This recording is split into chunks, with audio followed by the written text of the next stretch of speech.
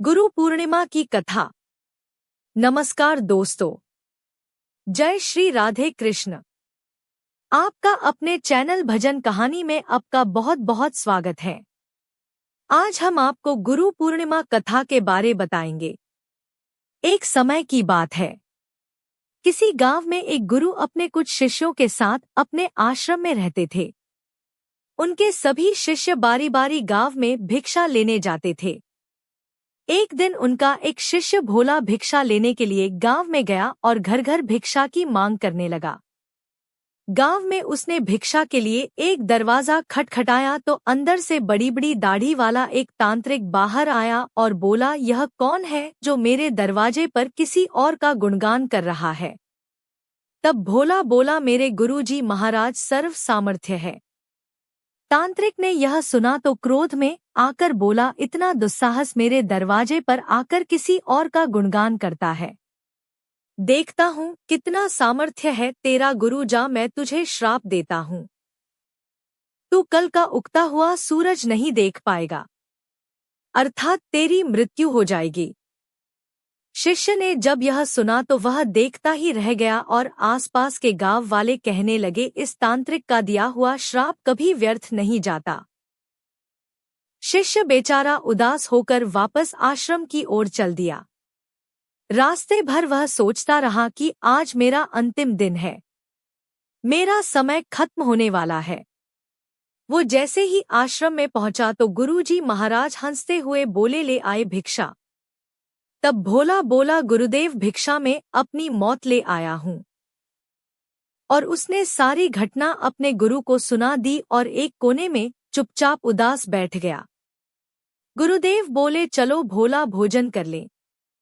भोला बोला, गुरुदेव यहाँ मेरे प्राण सूख रहे हैं और आप भोजन करने की बात कर रहे हैं।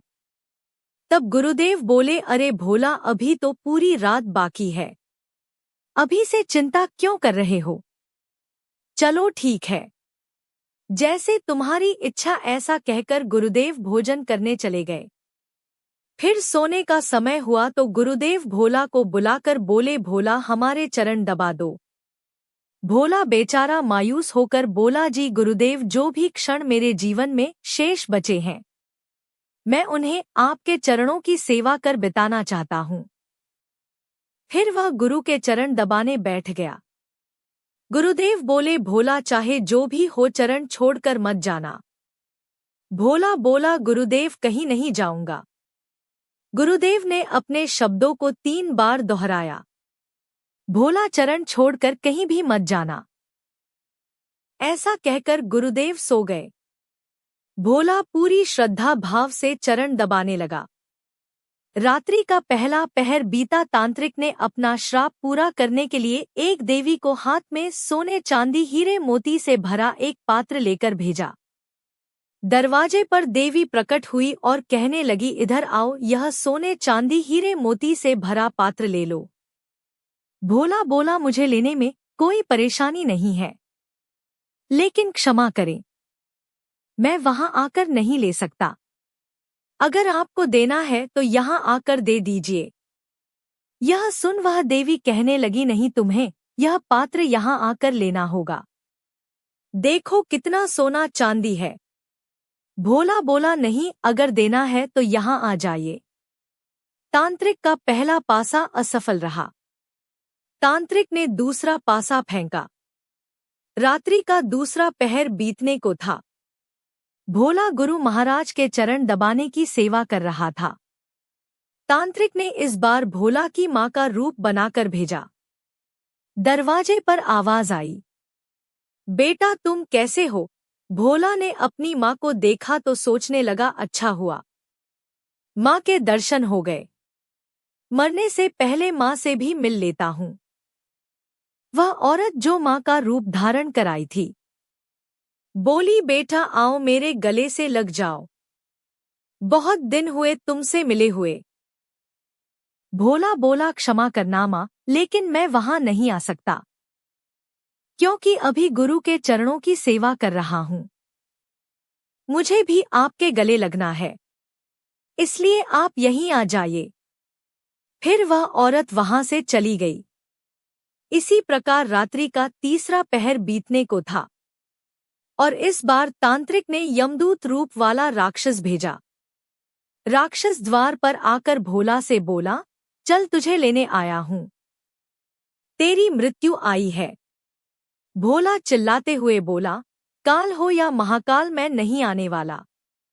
अगर मेरी मृत्यु आई है तो यहीं आकर मुझे ले जाओ, लेकिन मैं गुरु के चरण नहीं छोड़ूंगा। बस फिर क्या था, वो राक्षस भी वहां से चला गया। सुबह हुई, सूर्य उदय हुआ। गुरुदेव महाराज नींद से उठे और बोले, सुबह हो गई।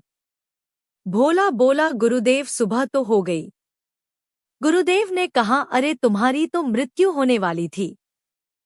तुमने ही तो कहा था तांत्रिक का श्राप कभी व्यर्थ नहीं जाता, लेकिन तुम तो जीवित हो। भोला सोचते हुए बोला, जी गुरुदेव, लग तो यही रहा है कि मैं जीवित हूँ। फिर उसे सारी रात्रि वाली घटना समझ में आ गई कि गुरुदेव ने क्यों कहा था कि जो भी हो चरण छोड़कर मत जाना। फिर भोला गुरुदेव के चरण पकड़कर रोने लगा और कहने लगा, जिसके सर पर गुरु का हाथ हो उसका काल भी कुछ नहीं कर सकता। गुरु की आज्ञा पर जो शिष्य चलता है उसे तो स्वयं मौत भी आने से एक बार नहीं अनेक बार सोचती है। जय गुरुदेव। तो यह थी आज की वीडियो। आशा करते हैं यह वीडियो आपको अच्छी लगी होगी। वीडियो को लाइक और सब्सक्राइब जरूर कीजिए और कमेंट बॉक्स में जय श्री राधे कृष्ण जरूर लिखिएगा। धन्यवाद।